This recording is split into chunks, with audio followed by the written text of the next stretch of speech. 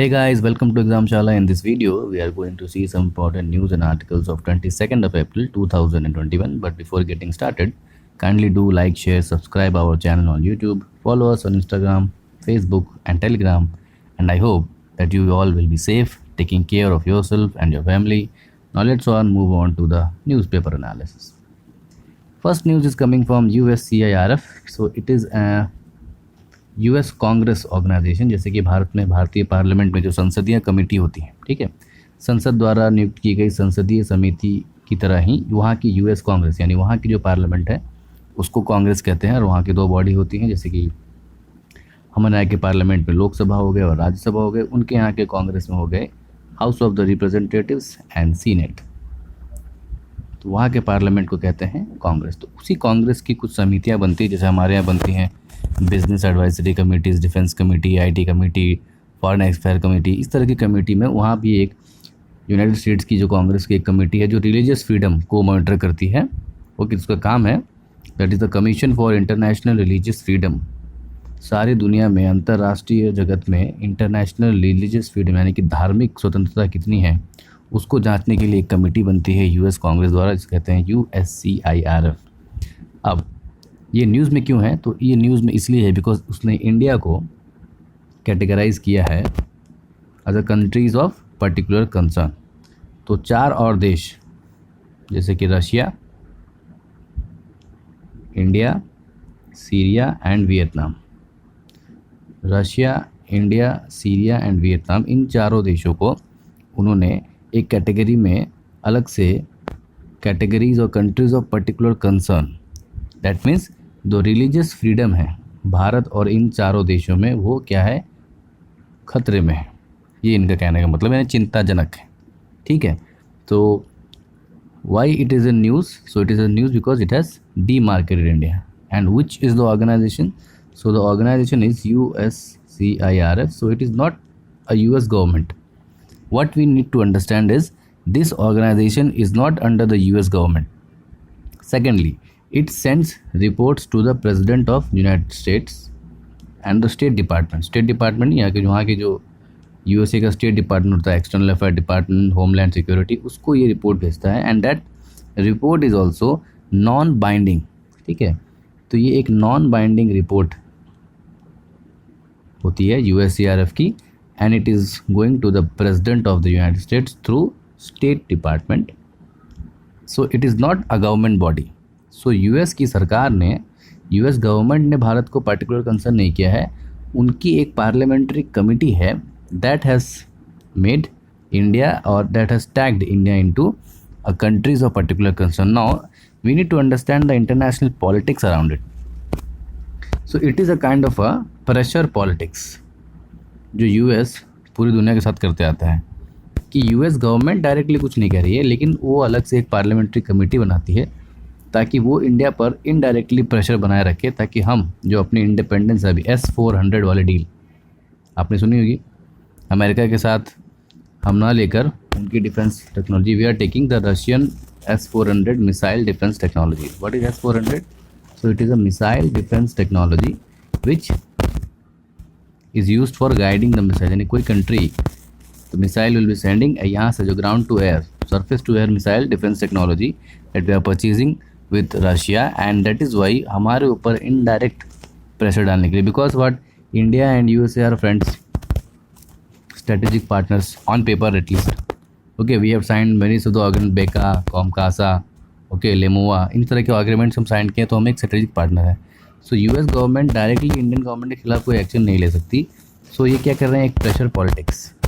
Second, वो country, वो United States of America जहाँ पर खुद एक साल भी नहीं हुए, the people hijacked their parliament, the so called congress. This country is preaching lessons of religious freedom to other countries, how responsible it is and how factual it is. Similarly again that country, George Floyd, आपने सुना होगा नाम, case काफ़ी चर्चा में है, George Floyd. So he was a श्वेत व्यक्ति, black person, he was killed by a police officer just without any reason, just in order, he was not surrendering, उसको सिर्फ पकड़ रहे थे just to hang him he was killed without any particular reason. Why? Because he was a black person. So a country which is a white supremacist country, which has his president a white supremacist president, which has a history of racial discrimination, whose president, you might have seen in the video, the president of United States takes oath keeping hand on the Bible की शपथ लेकर वो खुद राष्ट्रपति पद की शपथ लेते हैं, जबकि भारत के प्रधानमंत्री ऐसा नहीं करते। तो वो देश जो खुद सेकुलर नहीं है, जहाँ पर खुद रंग भेद है, जहाँ पर खुद लॉ एंड ऑर्डर की प्रॉब्लम है। रिसेंटली आपने सुना होगा कि एक व्यक्ति डिप्रेस हो गया और लोगों पर गोलियां चलने लग गया, ठीक है। ये कंडीशंस केसेस यूएस में आपने काफ़ी ज़्यादा सुने होंगे। People shooting, open shooting on gurudwaras, mosques, okay. After 9/11 what happened, हर वो व्यक्ति जिसने दाढ़ी रखी थी उसको वो लोग टेररिस्ट समझने लगे and they were literally killed. बहुत सारे सिखों को अपनी दाढ़ी बाल कटवाने पड़े थे इन वजह से। आप एक जो my name is Khan movie अगर आपने देखी हो तो you might have seen, most of the Sikhs and Muslims had to cut their beard in order to stay in United States. इतने ज़्यादा हालत ख़राब हो गए। तो वो स्टेट, वो कंट्री दूसरों को धर्म की फ्रीडम, रिलीजियस फ्रीडम के नाम पे प्रीचिंग करे, so that is not acceptable. And this is what is the answer of the Indian government, that you have no locus standi. Okay, locus standi means आपका कोई रिलेशन नहीं है हमारे पास, ठीक है।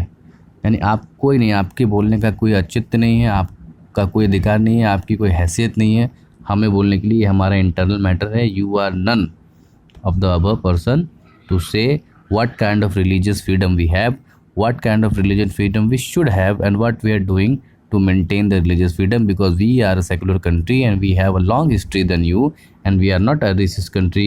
We are not having an open fire incidents, and that open fire incidents, some of the trained army officers, navy officers, educated persons, scientists, etc., they go and open fire in a restaurant, they go and open fire in a schools, they go and open fire in Sikh Gurudwara. Recently in the state of Indianapolis नाम के state पे एक व्यक्ति ने सिख गुरुद्वारों पर ऐसे ही open fire कर दिया। So why? Because of the resistance. So this kind of racist and white supremacist people teaching religious freedom to other country is a kind of a not to act what to preach, नाम बड़े और दर्शन छोटे वाली बात, ठीक है। So this is what important. So what we know is our point of view is USCIRF exam के लिए क्या ज़रूरी है? तो USCIRF क्या है? इज़ अ पार्लियामेंट, यानी Congress body. It's not a body of the United states. United states सरकार की कोई बॉडी नहीं है, वहाँ की पार्लियामेंट की गठित हुई एक कमेटी है, जैसे यहाँ की भारत की संसदीय समिति है। दूसरा, वो जो रिपोर्ट भेजती है स्टेट डिपार्टमेंट को through the president is not binding.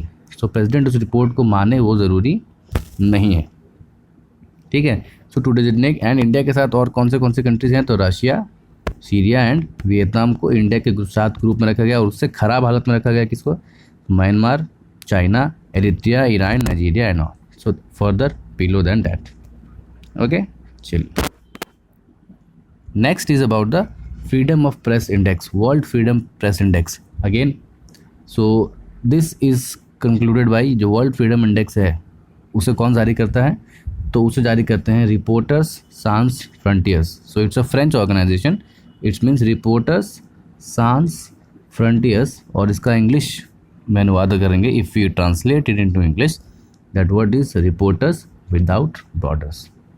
सो ये एक इंटरनेशनल रिपोर्टर्स की ऑर्गेनाइजेशन है which is an NGO, okay, जो यूनेस्को, यूनाइटेड नेशंस के साथ काम करती है और पूरे विश्व भर में मीडिया की फ्रीडम क्या है, मीडिया कितने फ्री तरीके से काम कर रही है, सरकार उसके कामों में किस तरह से हस्तक्षेप करती है, नहीं करती है, सरकार को और क्या करने की ज़रूरत है, लोग कितने समर्थन है, मीडिया के विचारों को, हर तरह के विचार को रखने की उसमें आज़ादी है कि नहीं, क्या मीडिया भी केवल एक ही पक्ष के विचार को दिखाता है या नहीं दिखाता है, क्या समाज में प्लुरलिज्म है, प्लुरलिस्टिक सोसाइटी है। तो उन सारी चीज़ों को कंसिडर करके एक रिपोर्ट शो करते हैं। जाहिर सी बात है क्योंकि ये वेस्टर्न वर्ल्ड है, फ्रांस, UK, US, इन सब की लॉबिंग भी करते हैं। लॉबिंग इज़ उन देशों के बारे में अच्छा प्रचार करके, और जो उनके खिलाफ के देश हैं उनके बारे में बुरा प्रचार करना, ताकि जो यूनाइटेड नेशंस हैं वहाँ पे जो जनरल असेंबली में मीट हो तो उन नेशंस पे, उन देशों पे जो इनके साथ, जो वेस्टर्न वर्ल्ड या यूरोपियन वर्ल्ड के साथ अपने तालमेल नहीं रखते हों या जो उनके कॉम्पिटिटर हो सकते हैं, उनको कहीं ना कहीं से असहज स्थिति में, ठीक है, to kind build of a alternate pressure on these countries. So this is also a tactics to develop pressure, to ascertain pressure on the other countries which are going to challenge the European Union and the USA in the coming future and coming economic prospects. जो अलग देश जो European union या USA से नहीं हो लेकिन फिर भी अच्छा काम कर रहे हो, उन देशों पर इनडायरेक्ट प्रेशर, इनडायरेक्टली इंक्लूज, अलग से विविधता पैदा करने में, अलग से व्यवधान रखने में इन तरह के इंडेक्स का भी यूज़ किया जा सकता है। तो इसको कहते हैं इंटरनेशनल लॉबिंग फिगर। बट इस रिपोर्ट में कुछ पॉइंट्स जेन्युइन है, इतना पीछे तो हम नहीं हो सकते 142 out of 180, but yes there are some concerns. Bharat में हाल के कुछ वर्षों से मीडिया पर कुछ ज़रूर रेस्ट्रिक्शंस लगाए गए हैं, लेकिन इतना भी नहीं है कि मीडिया कुछ लिख नहीं सकता है, कुछ बोल नहीं सकता है। People are saying what they want, people are speaking all they want, so it is not that we are so much of less. So it is again an international lobbying against the nationalist power, against those countries which are turning arise, which are arising. And why it is happening? Because of our vaccine diplomacy. Indian government has sent near about 10 crore of vaccine to all of the world, and these so-called developed countries, USA, UK, France, Germany, they have sent not a single dose of vaccine to any of the countries, and that is why India is gaining much of the world approval. ठीक है, भारत की तारीफ़ हो रही है और ये तारीफ़ हमारे इमेज को अच्छा बढ़ा रही है, हमारे ट्रेड, बिजनेस, पीपल माइंडसेट को अच्छा कर रही है, गुडविल जेस्चर बना रही है। तो उसको काउंटर करने के लिए इस तरह की रिपोर्ट्स वेस्टर्न कंट्रीज़ निकालते रहती हैं, ताकि हमारे जो फॉरेन डिप्लोमेट्स हैं जब बाहर की मीटिंग्स में या United nation general assemblies meetings में बैठे तो उनको किसी तरह से ह्यूमिलेट किया जा सके, अनकम्फर्टेबल किया जा सके, एक्स्ट्रा बाइंडिंग प्रेशर किया जा सके, ताकि वो अपनी बात जब रखें तो उनको ये दिखेगा कि नहीं आपके यहाँ तो ये फ्रीडम इंडेक्स अच्छा नहीं है, हंगर इंडेक्स अच्छा नहीं है, ओके, हैप्पीनेस इंडेक्स में आप पीछे हैं. So this kind of index, so they are using it from the western point of view and to pressurise specially the Asian countries like China, USA, Vietnam. So the rising Asian powers are being criticized by this kind of index. But what it is, and we'll see for what is important for exams point of view. So it is released by World Press Freedom Index. It is not released by UNESCO. ये ध्यान रखना है. And World Press Freedom Index is released by Reporters Sans Frontiers RSF, which is an international body, not a French body, international organization of the reporters and journalists. Yes, most of them are from developed countries, and they work under और with the cooperation of United Nations and UNESCO. तो UNESCO और United Nations के cooperation में काम करते हैं, उनके लिए काम नहीं करते हैं, उनके अंदर काम नहीं करते. It is an independent not for profit organisations. ठीक है. The rank index the countries and regions according to the level of freedom available to the journalists. Now the most important point is it is not an indicator of the quality of journalism. ठीक है. तो journalism कैसी है उसकी quality पर नहीं बताता है, ये बताता है कि जर्नलिस्ट के पास फ्रीडम है या नहीं. So there are two important things which can be directly asked in the UPSC exams, that Reporters Sans Frontiers or the World Freedom Index also maintains or also enumerates, also keeps a list of the quality of journalism. How good the journalists are, how good the reports are, how good the newspapers are, how good the editorials are, how good the वृत्तांत etc. तो उनकी quality को नहीं बताता है. So a country having good score in World Press Freedom Index may or may might not have, okay, so they may or they may not have a good ranking in their journalism quality. So उनकी journalism की quality अच्छी हो ये ज़रूरी नहीं है. This is basically based on the freedom, how free the journalists are to write what they want to write and what are the implications of their write and what they write in the newspaper, and this is what is important. So it does not indicates the quality of journalism, it only indicates the freedom post writing and pre-writing the contents and the news or the views or the opinions or the ideas or the editorials of the press and the related bodies. Now what parameters they include? So they include certain parameters like pluralism, समाज में विविधता किस तरह के, मल्टीपलिसिटी है या नहीं, So if the society is multiple or not, society is acceptable to multiple ideas or not. So this is called a pluralistic society, that is having multiple people with multiple ideas, multiple views, multiple waypoints, multiple lifestyle, multiple living standards, a kind of a diversity. Media independence, that is non influence in the role of media. कोई बड़ी बड़ी organisations हो, NGO हो, जो media houses हैं, corporate houses जो media को चलाती हैं, वो सरकार के दबाव में आकर ना काम करती हों, उसको देखते हैं। मीडिया का एनवायरनमेंट कैसा है, कुछ लोग क्या प्रो गवर्नमेंट है या कुछ लोग एंटी गवर्नमेंट है, प्रो गवर्नमेंट वालों को क्या पॉपुलर सपोर्ट मिल रहा है, एंटी गवर्नमेंट वालों को क्या सपोर्ट मिल रहा है, that is also seen. Self censorship, क्या उनको खुद को पता है कि क्या दिखाना है नहीं दिखाना है, क्योंकि अपने ही लेवल पे, एडिटोरियल लेवल पर वो सेंसरशिप कर रहे हैं कि भाई ये दिखाने से हो सकता है कि सरकार हमसे नाराज़ हो जाए, तो हमारी फंडिंग बंद कर सकती है, हमको प्रॉब्लम हो सकती है। जो कॉरपोरेट हाउस मीडिया को चलाता है, जो मीडिया चलाने वाले क्या बड़ी बड़ी कंपनी के मालिक होते हैं corporate house, they are all profit making, और उनको फिर बिजनेस में कहीं नुकसान ना हो जाए वो सोचकर वो खुद से ही सेंसरशिप तो नहीं कर लेते हैं कि भाई कोई खबर ऐसी है जो सरकार के खिलाफ जारी हो तो नहीं दिखाएं, इसको कंसिडर करते हैं। लेजिस्लेटिव फ्रेमवर्क कैसा है, कानून बनाने की शक्ति क्या है, मीडिया के खिलाफ क्या क्या रूल हैं, मीडिया को लाइसेंस देने के लिए क्या क्या रूल है, मीडिया अगर कुछ गलत करे तो उसके लिए क्या रूल्स है, मीडिया की न्यूज़ को रेगुलेट करने के लिए क्या न्यूज़ है। ऐसा नहीं कि कोई मीडिया कुछ भी गलत खबर दिखा दे, तो गलत खबर दिखाने के लिए क्या सज़ाएँ हैं, सही खबर दिखाने के लिए क्या उपयोगिता है, कहाँ से मीडिया इन्फॉर्मेशन ले सकता है, सरकार के बारे में अगर कोट करना हो तो कहाँ से कोट करेंगे, दीज ऑल थिंग्स। ट्रांसपेरेंसी कितनी है, एंड इंफ्रास्ट्रक्चर, यानी कि what is the infrastructure of knowledge and communication sharing, यानी कि जो मीडिया है जो न्यूज़ को शेयर करता है तो वो शेयर करने के लिए क्या है, टीवी है, रेडियो है, ऑफिसेज है, ब्रॉडबैंड है, 5G technology, what kind of technology they have, what kind of medium they are using, is it good, is it bad, is it poor, that all being analyzed by the Reporters Sans Frontiers, that is RSF, Reporters Without Borders, to give a particular rating.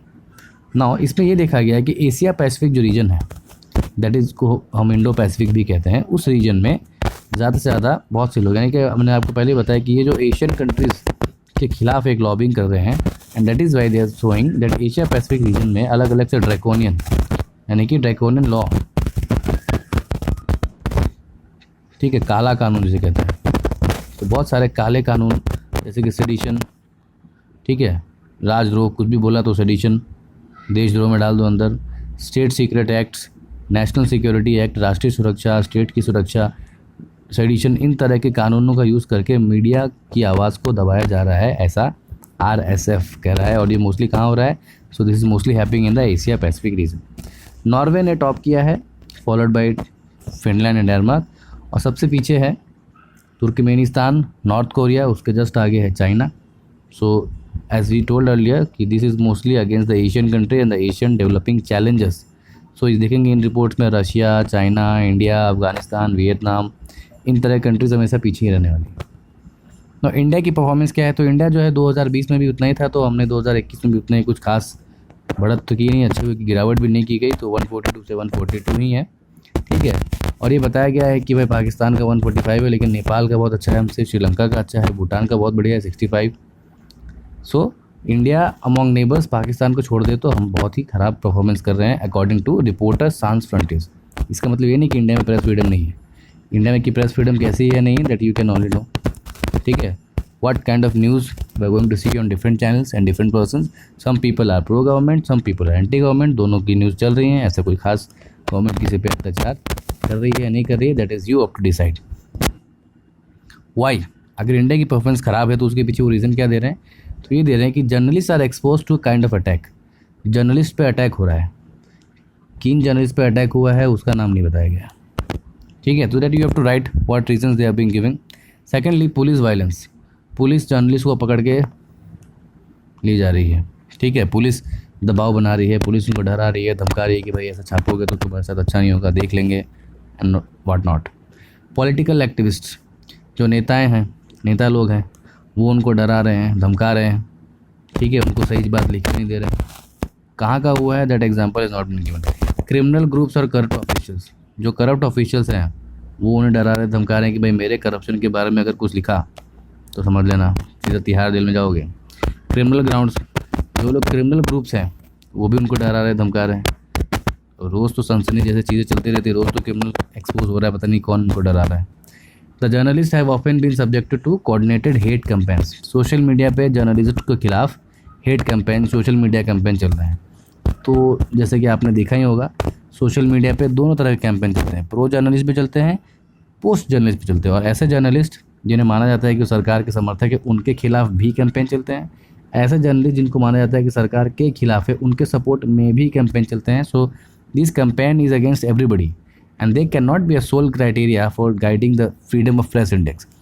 It should be guided based on what they want to print as they're not getting printed. क्या वो जो लिखना चाहते हैं उन्हें नहीं लिखने दिया जा रहा है? क्या उनके अभिव्यक्ति आर्टिकल 19, आर्टिकल 21 के तहत जो उनको फ्रीडम ऑफ स्पीच दी गई है, freedom of life and liberty दी गई, is it being excluded? So you have to write these points also कि इंडियन कॉन्स्टिट्यूशन में क्या है, तो आर्टिकल 19 के तहत फ्री स्पीच है। तो क्या हम फ्री स्पीच पे कहीं धोखा हो रहा है? रोज़ सरकार की आलोचना हो रही है, रोज़ कोविड के टाइम पर रोज़ लोग कोस रहे हैं, ठीक है, रोज़ the ruling party BJP is being govern और is being criticise with people why they are holding elections. Oxygen खत्म हो गए, पकड़ पकड़ के पूछ रहे लोगों को। So what kind of media freedom they want and what is their religion? Because yes, there are some problems, but we should not be at 142. At least it should be 50 to 60 regions. But since it is a part of a French lobby, it is part of a Western lobby against the Eastern powers, we are constantly being pushed back in Human Development Index, Gender Gap Index, Press Freedom Index, Religious Index, etc. So this is all for today's video. I hope you will be staying at home, keeping yourself safe, your family safe. Okay? Stay home, stay safe. We'll see you tomorrow in the next video.